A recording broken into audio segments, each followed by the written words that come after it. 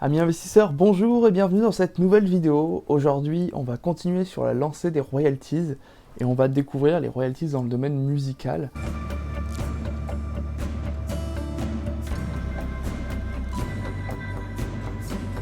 Donc les royalties musicales, qu'est-ce que c'est? En fait, c'est tout simplement le fait qu'un artiste décide de partager ses droits d'auteur avec des investisseurs. Donc normalement, c'était plutôt réservé à des maisons d'édition ou des grosses sociétés comme Universal ou Sony qu'on connaît très bien et qui sont centrales dans ce business-là qui est en fait concrètement, pour vous expliquer un petit peu comment ça marche, dès qu'un artiste va produire une musique par exemple, dans le cadre d'un album, dès que cette musique sera réutilisée dans par exemple des magasins, à la radio, sur une vidéo YouTube, dans un film, donc voilà, dès qu'elle sera utilisée en fait, eh bien normalement il faut payer l'artiste pour utiliser cette musique. Donc nous en France par exemple c'est la SACEM qui est l'organisme qui en fait protège tous les auteurs, les compositeurs, les éditeurs qui gèrent leurs droits d'auteur. Et ces organismes-là, ils s'occupent de récolter le dû des artistes. Et donc, nous, en tant qu'investisseurs, eh bien, tout simplement, on va avoir des artistes qui souhaitent partager une partie de leurs droits en échange d'argent. Chaque royalties va avoir une valeur. Et en échange de ce partage-là, l'artiste va pouvoir avoir des liquidités pour, par exemple, sortir un nouvel album. Donc voilà pourquoi ils utilisent ce système-là. Et ensuite, nous, qu'est-ce qu'on a à en retirer? Eh bien, c'est tout simplement le fait qu'une musique va être utilisée sur une période de temps très longue. Il y a des artistes qui ont sorti des musiques dans les années 50 et on les écoute toujours aujourd'hui. Donc c'est la preuve que déjà c'est viable à long terme. Et en plus de ça, c'est un moyen pourquoi pas de soutenir des artistes qui souhaitent se lancer, ou qui se sont déjà lancés et qu'on apprécie et qu'on a envie de revoir et de réécouter. Donc c'est aussi un moyen, bon alors pour le moment on va le voir par la suite, c'est pas tous les artistes qui font ça, mais je pense qu'à terme ça pourrait être un modèle de financement qui se démocratise de plus en plus et ça nous permettrait de soutenir nos artistes préférés et donc permettre de, en fait à chaque fois qu'on écoute le son de l'un de nos artistes préférés, on puisse se dire ah cool, je vais gagner un petit peu d'argent. Bon c'est un exemple, hein, mais c'est vraiment le message que je veux faire passer, c'est que en fait c'est un moyen de soutenir concrètement l'industrie musicale. Il n'y a pas beaucoup de business, d'entreprises qui se sont placées sur ce créneau-là. J'en ai découvert une il y a de ça 2 mois. Cette entreprise elle s'appelle Anote Music et du coup je vous propose de vous montrer à travers un exemple comment ça fonctionne, comment on peut investir dans des royalties musicales. Donc nous voilà sur Anote Music, comme c'est marqué, c'est la plateforme européenne pour investir et échanger des royalties. Donc là on est sur mon compte. Voilà, j'ai fait quelques tests avant de faire cette vidéo. Donc j'ai abondé mon compte avec 20 € et j'ai pu commencer à acheter des catalogues musicaux. Donc en fait sur cette plateforme, on n'achète pas juste une musique d'un artiste, on va acheter son catalogue de musique. Et en fait l'artiste il va concrètement vendre une fraction des droits qu'il va percevoir sur ce catalogue. Donc vous voyez sur notre musique il y a deux marchés. Il y a un premier marché qui est en fait les artistes qui vont vendre une partie de leur catalogue. Donc là, on voit qu'ils sont tous passés par ce premier marché, ils sont obligés de passer par ce premier marché pour qu'il y ait des gens qui, dans un premier temps, détiennent des royalties. Et ensuite, il y a le second marché. Le second marché, c'est comme en bourse, en fait. C'est qu'après, la royalties va avoir une cote et va fournir un yield. C'est un peu comme en bourse. En bourse, on a les dividendes. Là, c'est un petit peu pareil, c'est des dividendes qui vont être versés par justement les organismes qui récoltent les droits d'auteur. Donc là, vous voyez, en fonction de l'artiste, il va y avoir forcément des dividendes différents. Moi, j'ai investi dans deux artistes qui sont une artiste italienne et un autre artiste, Lucas, qui est polonais. Là, on est sur sa fiche de présentation.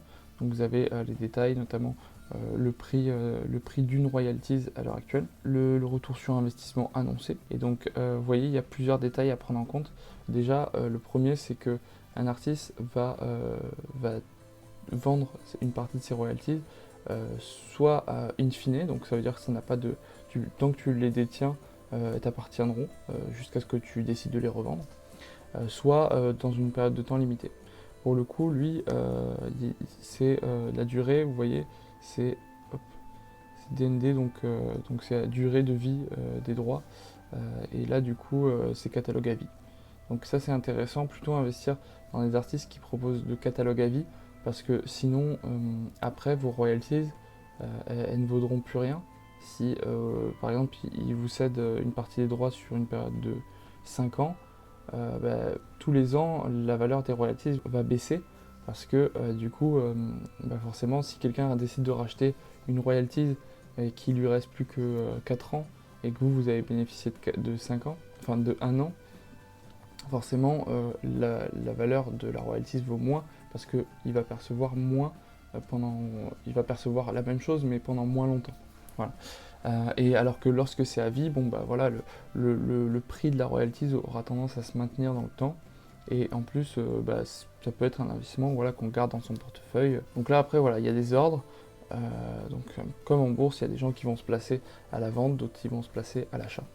Mais c'est pas forcément ce qui nous intéresse là. Je précise, ce qui est bien, c'est que vous voyez, vous avez le petit bouton Spotify. Et là, vous avez un bouton vers YouTube où vous pouvez écouter les musiques. Et même, c'est recommandé d'écouter un petit peu les musiques avant de se positionner. Donc là, voilà, c'est un document d'information financière. C'est un petit peu comme ce que l'on obtient quand on veut investir dans des fonds d'investissement, par exemple. Donc là, on va avoir la présentation de l'artiste, son catalogue, l'explication de son catalogue. Donc lui, il a plus de 400 tracks, donc 400 sons. Et là, voilà, on a les détails financiers. Donc vous voyez, là, il est dans 2 pays, ou un pays dans lequel il y a deux organismes de collecte. Et donc vous avez les détails par année récoltés. Et vous voyez, en fait, là, par exemple, en 2019, c'était 9 187 euros récoltés. Donc l'artiste, lui, il a cédé 21% de ses droits. Donc ça veut dire que ça va être 20, on va arrondir à 20%, 20% de, on va dire, 10 000 euros à peu près. Ça fait 2 000 euros à se répartir entre les propriétaires des droits. Mais 2 000 euros, voilà, après, vous n'allez pas forcément acheter toutes les royalties. Je crois qu'il y en a l'équivalent de 5 000 qui ont été émises. Oui, 5 000 shares, vous voyez. Donc 5 000 royalties à 16,17 € la part. Ce qui fait un total de 30 000 euros. Et en sachant que, vous voyez, quand on va dessus, on voit morceaux à venir inclus. Donc là, ça veut dire qu'il va rajouter des nouveaux tracks sur ce pool de royalties. Donc ça, c'est super intéressant parce que du coup, ça va potentiellement augmenter les revenus des prochaines années aussi. Donc voilà, on a fait le tour de la note musique. J'espère que ce projet vous aura plu. Les royalties musicales, je trouve ça super intéressant. C'est un moyen vraiment d'investir dans l'économie réelle et surtout dans un milieu qui est la musique, qui n'était pas du tout accessible au préalable pour des particuliers comme nous. Donc je trouve que c'est un moyen de s'intéresser à comment fonctionne le business de la musique et comment on peut en profiter, nous, en tant que petits investisseurs, en sachant que voilà, c'est un investissement qui est accessible à partir de 10 euros. Donc on a vu, hein, les prix, c'est 6-7 euros une royalties. Donc ça permet de rentrer tout doucement et surtout de pouvoir diversifier avec peu d'argent, en sachant que voilà, c'est pas le type d'investissement sur lequel il faut mettre 100% de son capital, vous l'aurez bien compris, c'est plutôt 5-10% max qu'il faut mettre, mais voilà, c'est des petites sommes qui peuvent être utiles et qui peuvent rapporter. En moyenne, on l'a vu, hein, on va être entre 7 et 16%, ça va dépendre des artistes, c'est pour ça que je pensais que c'était intéressant pour vous de vous montrer comment on sélectionne un artiste et quels sont les éléments clés qui vont être importants lors de la sélection. Une dernière chose à propos des risques, bien sûr, c'est un investissement risqué.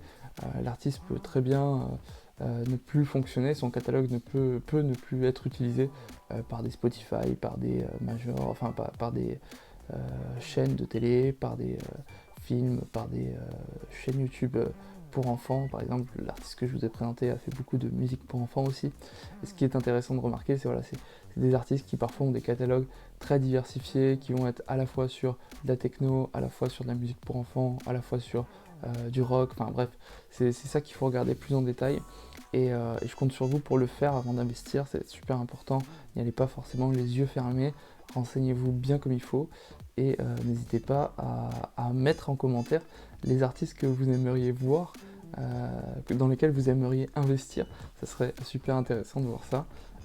Pour ma part, j'aimerais bien investir, alors je ne sais pas si c'est possible avec les artistes décédés, faudrait que je demande à l'équipe de notre musique, mais du petit David Bowie là, ça serait très sympa d'en avoir dans mon catalogue ou dans mon portefeuille d'investissement. C'est des petites sommes pour commencer et renforcer au fur et à mesure que à notre musique ajoutera de nouveaux artistes qui vous plaisent. Voilà, c'était Joachim. Moi je vous souhaite une bonne journée et je vous dis à bientôt pour de nouveaux investissements. Ciao!